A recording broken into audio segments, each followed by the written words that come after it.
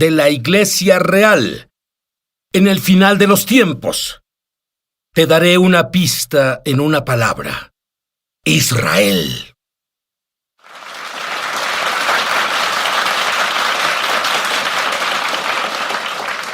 Ahora, mi invitada, Sandy Teplinsky, igual que yo, fue criada en un hogar judío ortodoxo. Ella fue a una sinagoga ortodoxa y cuando entró a la universidad, ella decidió: quiero pensar un poco por mí misma. Ella investigó diferentes religiones. Finalmente, un Nuevo Testamento terminó en sus manos. ¿Te sentiste rara al leer eso, Sandy? Bueno, fui criada para creer que era el libro prohibido. Y en realidad la única razón por la que tomé uno en mis manos y lo leí fue porque quería desacreditar el Evangelio. Bueno, ¿qué pasó? Yo sé lo que pasó. Bueno, lo interesante es que al leer tantos otros libros de religión en mi búsqueda de Dios, cuando leí el Nuevo Testamento que transmite un amor y una fuerza de vida, que sabemos que es el Espíritu Santo, parece que saltó de las páginas a mi corazón, como ninguna otra cosa que leí, y era también un libro tan judío.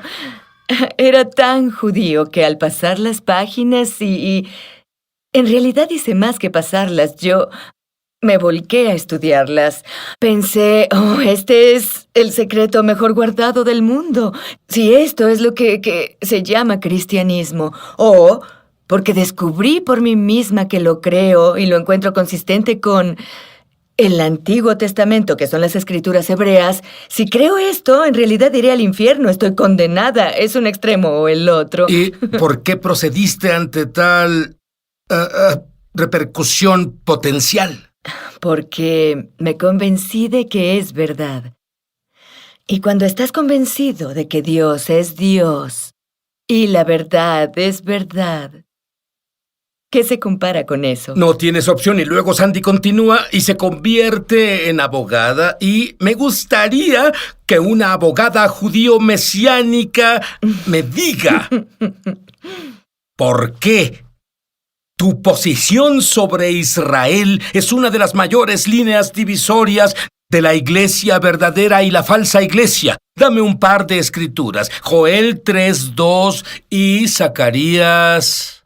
Joel 3:2 se refiere a algo que sucederá en el contexto del final de los tiempos. Dios dice que juzgará a todas las naciones que han dividido su tierra. Es un asunto muy serio ante los ojos de Dios y, como sabemos, Israel ha sido dividido ya muchas veces. Y, tristemente, las escrituras indican que vendrán más.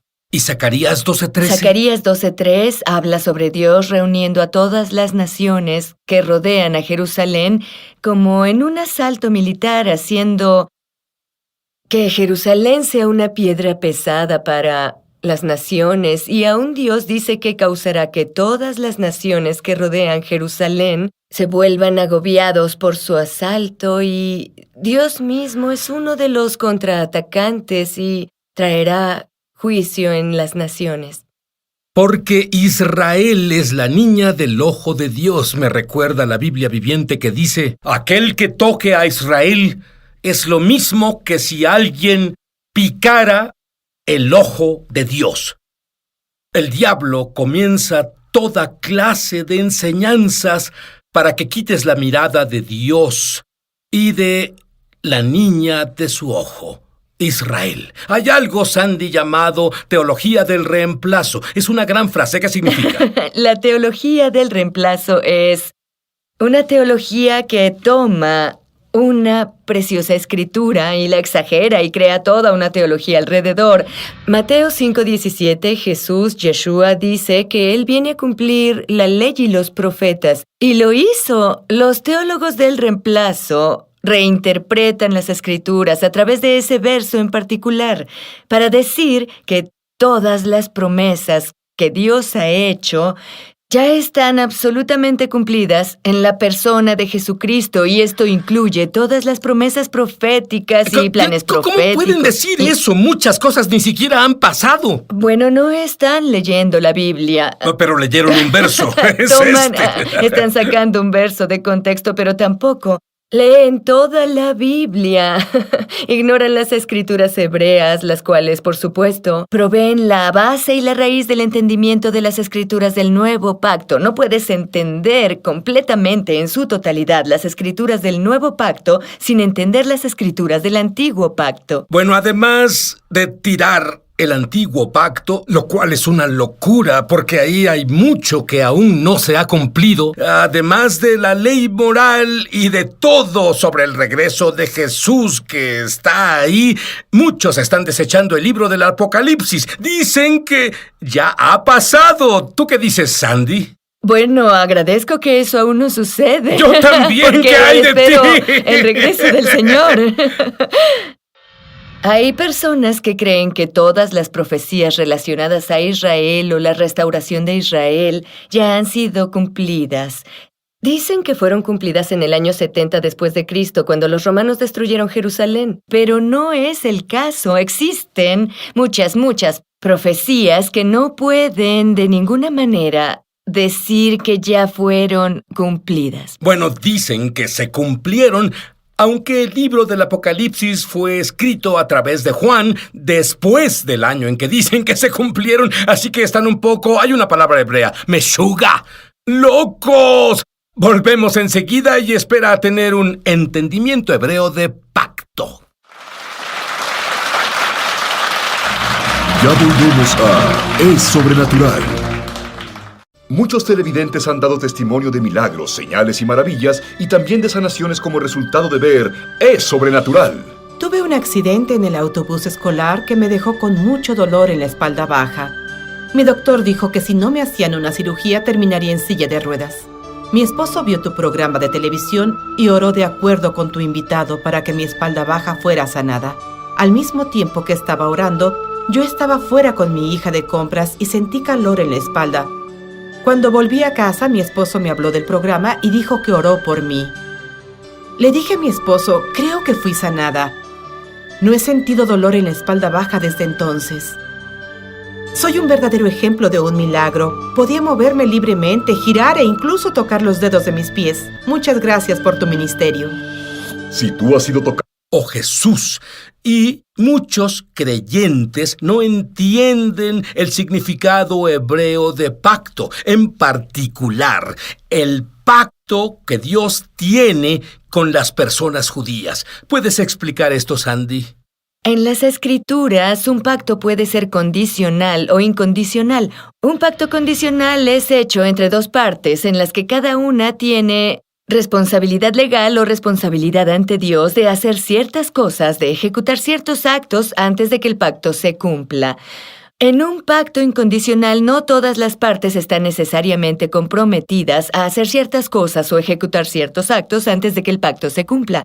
En los días de Abraham, la forma en que se hacía un pacto era cortando. Literalmente mataban y cortaban los cuerpos de animales y los tiraban sobre el suelo, y los pactantes caminaban entre las piezas. Y en efecto decían esto: como se le hizo a este animal, se me hará a mí si no cumplo mi pacto contigo. Los pactos en realidad eran sagrados. Muy sagrados, casi tenían vida propia, como deberían ser ahora.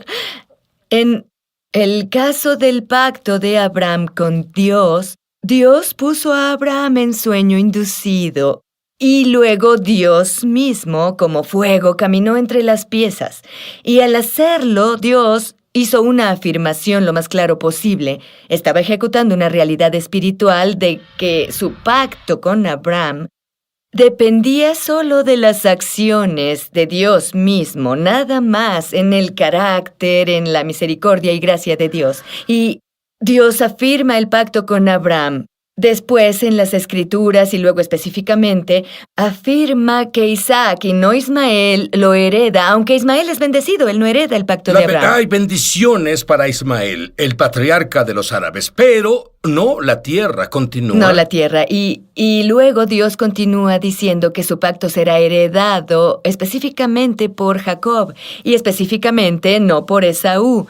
Y luego el pacto se reafirma a través de las escrituras hebreas, Salmo 105, que habla de que el pacto dura por siempre, por 1000 generaciones e incluye la tierra. Y luego de nuevo es reafirmado en el nuevo pacto y algunas personas no lo notan. Dame un ejemplo en el nuevo pacto. Un perfecto ejemplo es Romanos 9 al 11. En Romanos 9 al 11, el apóstol Pablo repite una y otra vez, no solo una, no dos, sino varias veces él repite que el pacto y las promesas de Dios a Israel aún son de Israel. Romanos capítulo 9, él dice que el pacto y las promesas aún son de Israel. Y él usa la palabra es. La promesa aún es de Israel. Y en griego, es significa lo que significa en español. Es un tiempo presente, continuo, aún es. En Romanos capítulo 11, Pablo escribe en el verso 1, ¿acaso rechazó Dios a su pueblo? No, de ninguna manera. Él dice, Dios no ha rechazado a su pueblo. Después, en el mismo capítulo, él continúa diciendo, los dones y el llamado de Dios son irrevocables. Si fueras un abogado, ¿te gustaría tomar el caso de Dios que este es un pacto incondicional y no condicional y basado en la tierra de Israel? Creo que es un caso muy bueno. Yo también. ¿Y qué tal ustedes, audiencia? ¿Quisieran tomar el caso de Dios? Ve, Dios y tú son mayoría. Muy bien, Sandy. Dime sobre, oí esto de un sabio que vivió, ahora está en el cielo. Él dijo, Dios usa a Israel para juzgar a las naciones, pero Él juzga a Israel por el pecado, en persona. Creo que se encuentra en Génesis 12:13, explica eso. Génesis 12:3 es el pacto que hace Dios con Abraham antes de tener su procedimiento con el animal, en el cual él le dice a Abraham que deje la tierra de su padre, que vaya a la tierra que Dios le mostrará, y que a través de Abraham todas las familias de la tierra serán bendecidas. Y luego Dios continúa diciendo, a los que te bendigan los bendeciré, a los que te maldigan los maldeciré. ¿Qué hay de Mateo 25:40? Mateo 25:40 es clave y es crítico para los días actuales. Aquellos que alimenten a Israel, esos que visiten al pueblo judío en prisión, que le den una taza de agua fresca al pueblo judío. Compártenos tu testimonio en www.esobrenatural.com. Estamos de regreso a su programa Es Sobrenatural. Y en el último segmento hablábamos sobre Génesis 12:3, cómo Dios bendecirá a quienes bendigan al pueblo judío. Bueno, soy una persona de blanco y negro en cuanto a la verdad. Este es Dios hablando. Yo, Dios, bendeciré a quienes bendigan al pueblo judío. Yo, Dios, maldeciré a quienes maldigan al pueblo judío. Sandy, dime algunos ejemplos históricos de esto. Bueno, primero tenemos la historia bíblica que no tocaré, pero inmediatamente después de que Dios puso su bendición y maldición asociados con Abraham en el patriarca, vemos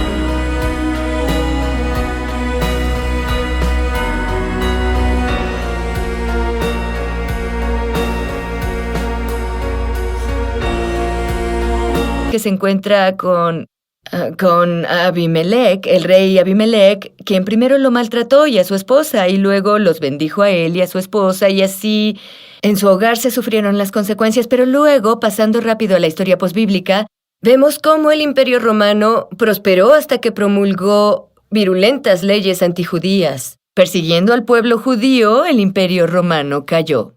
Podemos ver las cruzadas, las cruzadas que fueron iniciadas por Inglaterra y Francia, despachando papas a la tierra prometida para liberar a Jerusalén, pero desafortunadamente liberar significó liquidar, y multitudes de inocentes judíos, al igual que musulmanes, fueron asesinados en las cruzadas. Poco después, Inglaterra y Francia volvieron sus armas contra ellos mismos en la Guerra de los 100 años, y mucha de su población fue diezmada por la peste bubónica. Luego podemos ir a la Inquisición española. Y podemos ver cómo España, que experimentaba una época dorada en la que era un poder económico global, una vez que comenzó la Inquisición, que igual hizo conversiones forzadas de judíos al cristianismo, que casi siempre significaba una conversión falsa o expulsión del país, el Imperio Español se derrumbó.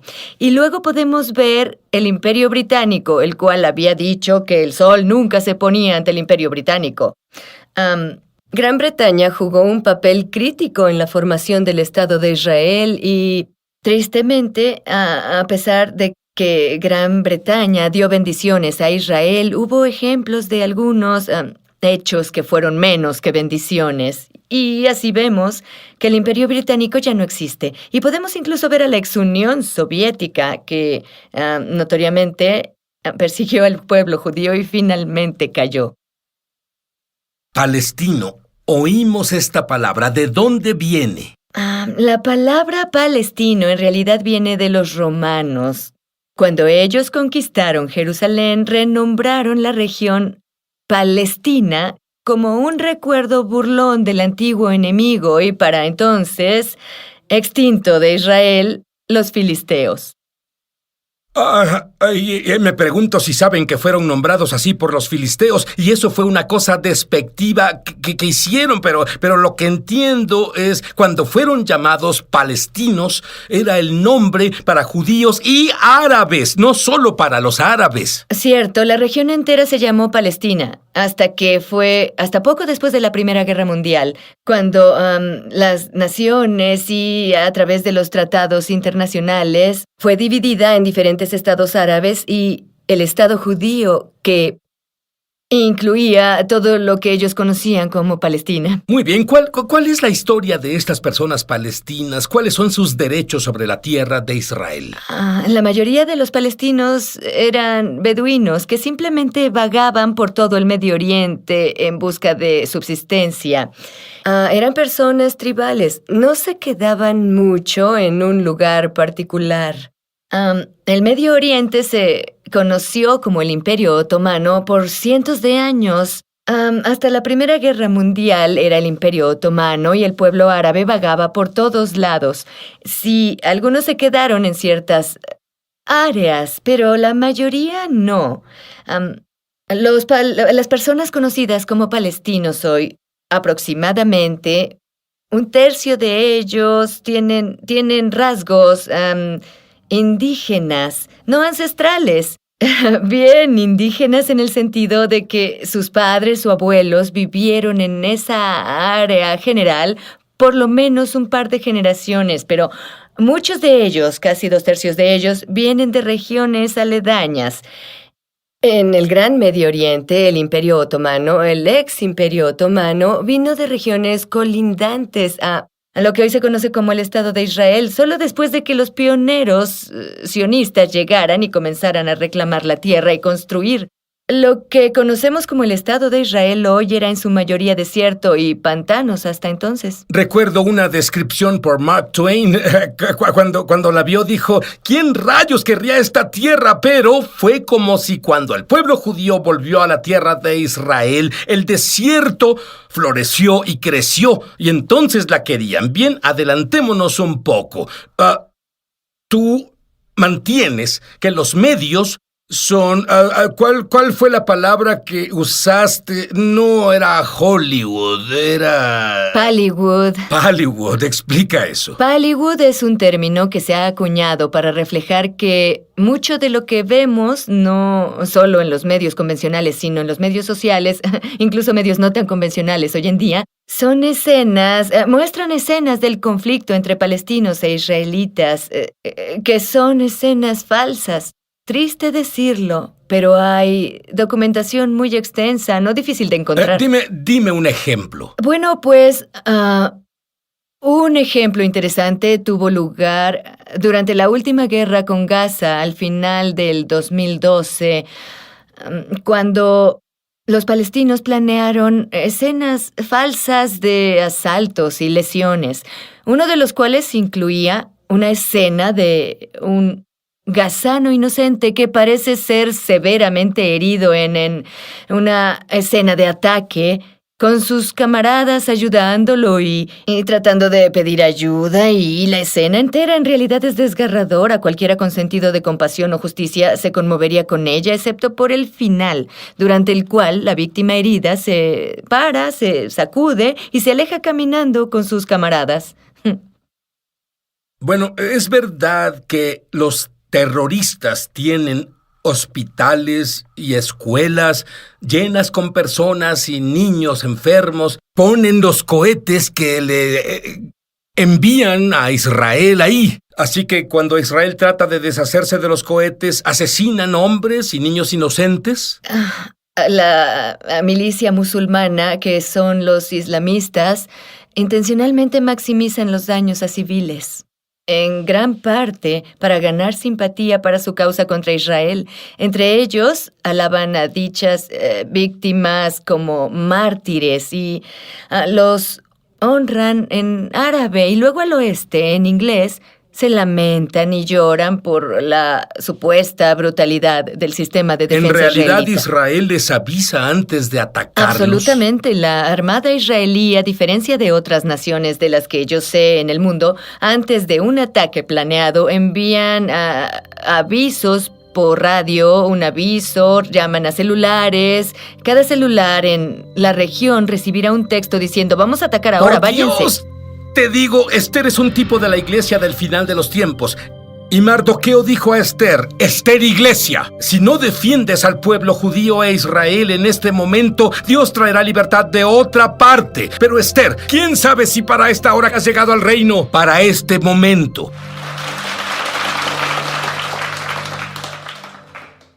Muchos televidentes han dado testimonio de milagros, señales y maravillas, y también de sanaciones como resultado de ver Es Sobrenatural.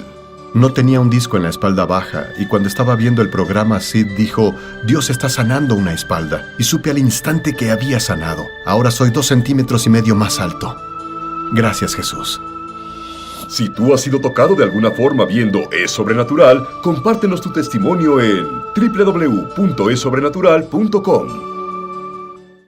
Llama gratis ahora en los Estados Unidos, Canadá o Puerto Rico al número que está en pantalla para recibir el libro ungido de Sid Roth, Sanidad Sobrenatural, por una donación de $15. Fuera de Estados Unidos son 10.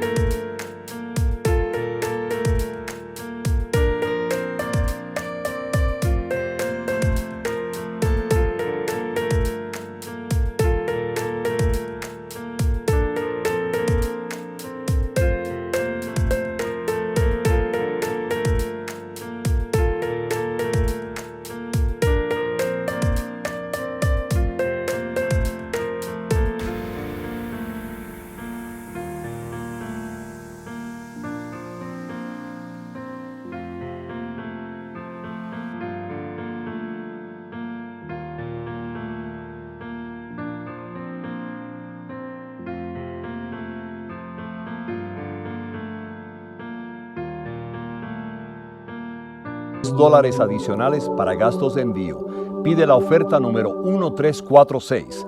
Fuera de estas áreas, entra a www.essobrenatural.com, 1346. Durante 35 años, Sid Roth, un judío creyente en Jesús el Mesías, ha estado investigando milagros de sanidad para la radio, televisión y publicaciones, y él ha recopilado 10 de los milagros de sanidad más excepcionales y médicamente confirmados que jamás se hayan incluido en un mismo libro. Por medio de este libro ungido, tu fe aumentará al leer estos poderosos testimonios